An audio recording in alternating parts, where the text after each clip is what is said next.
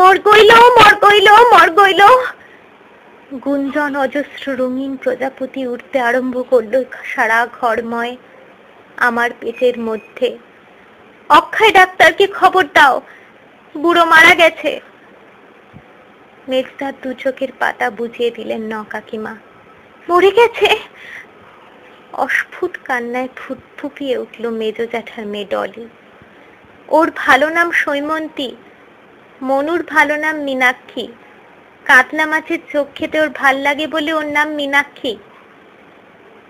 মরে গেছে শুনে অত্যন্ত উঁচু গলায়, যা আমি ওনাকে কখনো করতে দেখিনি, আচমকা কেঁদে উঠলেন বড় জেঠিমা। আর সব কটা প্রজাপতি আমার গলায় পৌঁছে আবার তুলতুলে ঢেউ খেলানো গুটি পোকা হয়ে যেতে লাগলো। আমাদের বাড়িতে একমাত্র মেজ জেঠিমাই কাঁদেন মাঝে মধ্যে, কিন্তু ফুঁপিয়ে, প্রায় নিঃশব্দে, যা কাছাকাছি না থাকলে শুনতে পায় না কেউ। আর যে কান্না চিরকাল মেজদার কাজ কারবারের দরুন, তা সে বাড়ির বাইরের কীর্তি হোক বা বাড়ির মধ্যের কেলো। মা কাকিমারা সে সময় কেউই সান্ত্বনা দেন না ওনাকে। কখনো দেখিনি কাউকে ওনার কাছাকাছি যেতে সে সময়। দালানের আবছা অন্ধকার কোণে বসে বা ছাদের সিঁড়িতে গিয়ে কাঁদেন, একা, একেবারে একা। ভাল লাগে না আমার, মন খারাপ হয়ে যায়। যারা যত সুন্দরী, কাঁদলে তাদের তত কুৎসিত দেখায়। মেজদা যে কথাগুলো এতক্ষণ ভোজপুরি মগতিতে বলছিল, একের পর এক প্রশ্ন তুলছিল, সেগুলোর অপ্রকৃতিস্থ উত্তর মেজ জেঠিমা কান্নায় জড়িয়ে জড়িয়ে দিতে লাগলেন বাংলায়, হুগলি জেলার কোন নগরের রাঢ়ী বাংলায়। ভিন ভাষা হলেও ওনার ছোঁয়াচে অপ্রকৃতিস্থা ছড়িয়ে পড়ছিল উপস্থিত প্রতিবেশীদের আনচান আবেগে। ওনার কথাবার্তার মানে বুঝতে না পারলেও তার নিহিতার্থ নিশ্চয়ই সবাই টের পাচ্ছে। আমি, ডলি, মুনু, রাখি, খুকু অনেক কথাই এই প্রথম জানতে পারছিলুম। কত ব্যাপার আমরা জানতে পারি না, না? কর্ণধার আছিলেন বুদ্ধিতে আগুলি।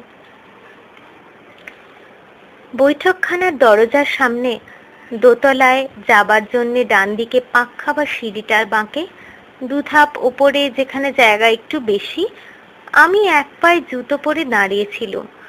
অন্য পাটিটা মোজা পরা ডান পায়ে গলাবার মুখেই আচমকা আরম্ভ হয়ে গিয়েছিল মেজদার চেঁচামেচি। আজকে স্কুলে একটু তাড়াতাড়ি যেতে বলেছিল তরুণ, আমার ক্লাসের জিগরি দোস্ত তরুণ সুর।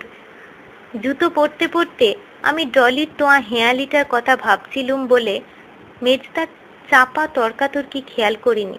ডলি বলেছিল, এই ছোটদা, প্রজাপতিদের পাখনা ছিঁড়লে চেঁচায় না কেন জানিস?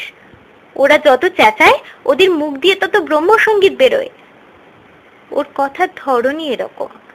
মহালয়ার কেনা যেদিন নতুন জুতো পরলুম সেদিন বলেছিল, ও বাবা, পায়ে তো একজোড়া হাসি ফুটিয়েছিস গো। মেজদা একদিন অন্য পাড়ায় গিয়ে মারামারি করে ফিরলে বলেছিল, মেজদা, তোর চোখের কোলে মেঘ জমেছে। আহ, কবি, অজল কন্যে। সিঁড়ির লোহার জালের ফাঁক দিয়ে দেখলুম ডলি জালানের চারচৌকো থামে ঠেসান দিয়ে বসে, হাঁটুর উপর দিয়ে গোড়ালি অব্দি ফ্রকটাকে টান টান করে হেঁচকি তুলে নিঃশব্দে কাঁদছে।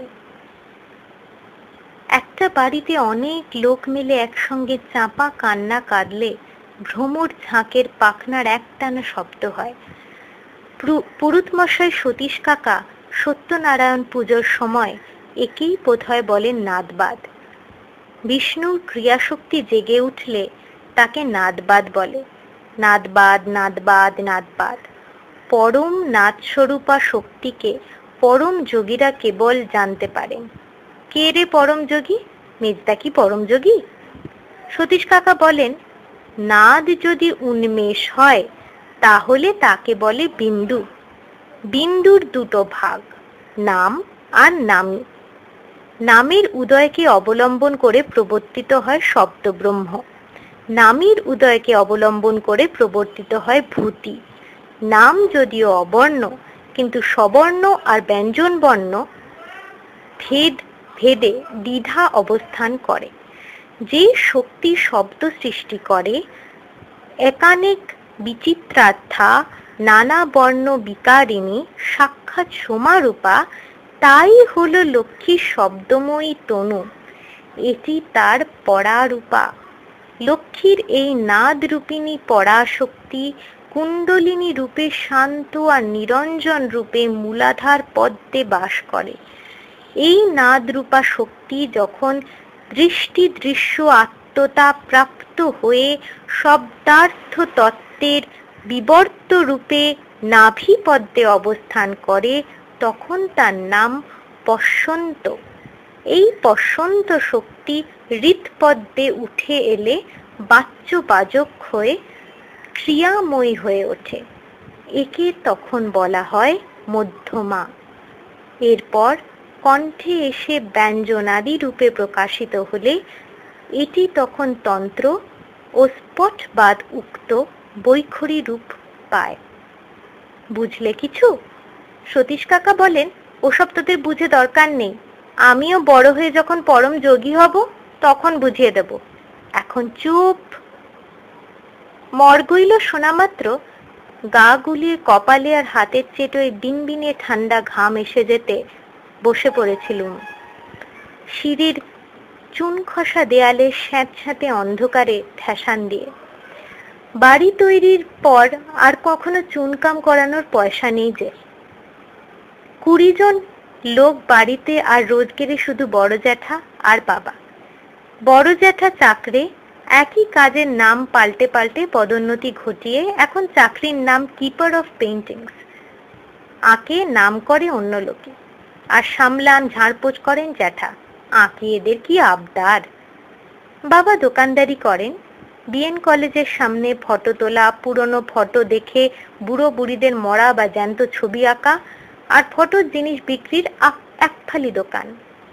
ক্লাসে শুধু আমার বাবা দোকানদার, অন্য সবাইয়ের বাবারা চাকরি করে মোটা টাকার পাতলা টাকার। বিহারি সহপাঠীদের অনেকের বাবা গ্রামে ক্ষেত খলিহান নৌকার চাকর আছে। ক্লাসে সবাই ভালো ভালো পাড়ায় থাকে। ইমলিতলা পাড়ার বদনাম দরুন সহপাঠীদের কাউকে আমি বাড়িতে আনিনি। বাঙালিরা থাকে না এ পাড়ায়, গরিব অন্তজ বিহারীরা থাকে। নকাকা বলেন, নিচু জাত বলতে নেই, বলতে হয় অন্তজ। পাড়ার অন্তজরাই মেজদাকে ঘিরে কাঁদছে এখন।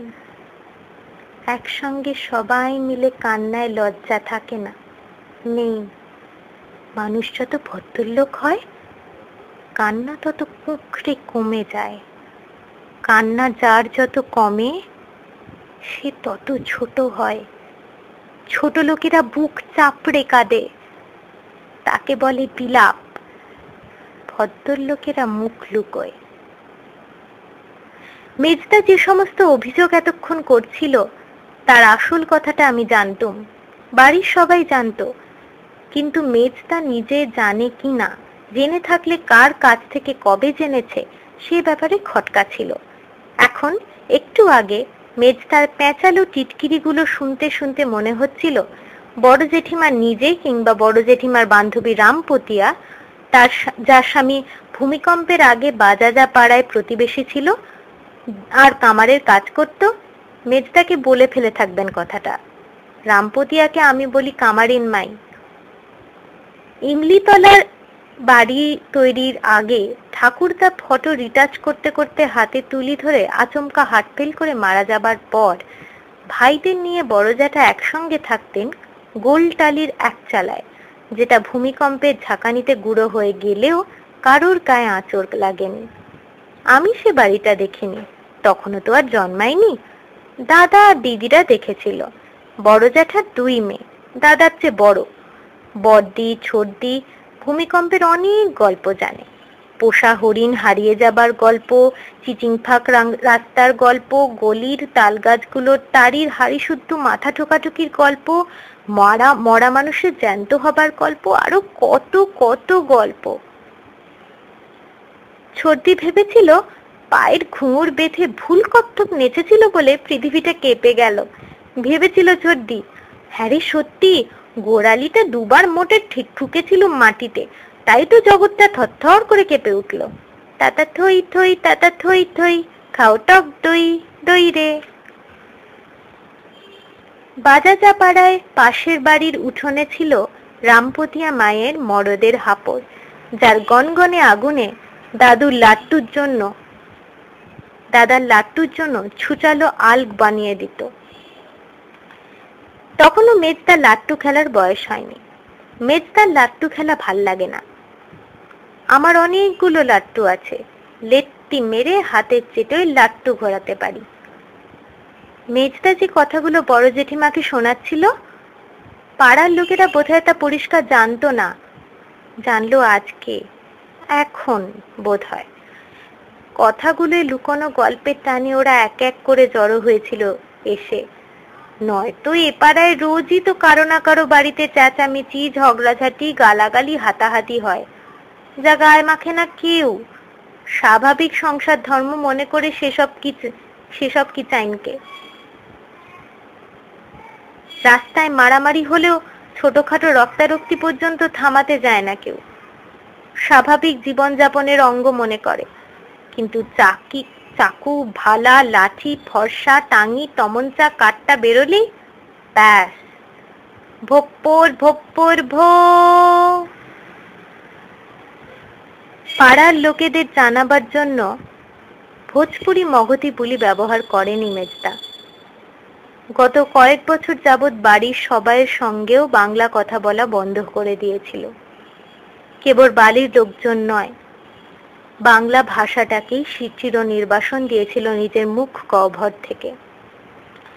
আমরা বাংলায় কথা বলি মেজদার সঙ্গে, মেজদা জবাব দেয় ভোজপুরি মগধি বা পাটনাইয়া হিন্দিতে। করেছে কে বলে কিহিস, বলেছে কে বলে বুলিশ। মারা যাবার আগের মুহূর্ত পর্যন্ত ওই আঞ্চলিক বুলিতে বড় জেঠিমার সঙ্গে তুই তোকারি করেছিল মেজদা। ইমলিতলায় সবাই এই বুলিতে তুই তোকারি করে। বাড়ির বাইরে পাড়ায় কারোর সঙ্গে কথা বলার সময় আমরাও করি। কপিলের দাদুর সঙ্গেও করতুম, নাজিমের নানির সঙ্গে করি। সবাই সবাইয়ের আপন। তুমি বললেই পর, আপনি বললেই পর। তুই তোকারির জগৎ আলাদা, আহ্লাদ আলাদা। কপিলদের সবুজ টিয়া পাখিটাও বলে, তোরে এগো চুম্মা লেবু। কিন্তু বাড়িতে বড়দের সঙ্গে তুই তোকারি করি না, তা অমার্জনীয় অপরাধ। হাতের চেটোয় বড় জ্যাঠার সরকাঠি পেটা খেয়ে তুই তোকারির মার্জনা হয় না। একবেলা খেতে না পেয়ে ছেকল তোলা ঘরে মা বন্ধ করে রাখলেও মার্জনা হয় না। তুই তোকারি ছেড়ে বাঙালিরা কেন আপনি আজ্ঞে ধরেছে? কবে থেকে? সংস্কৃতে আছে কি?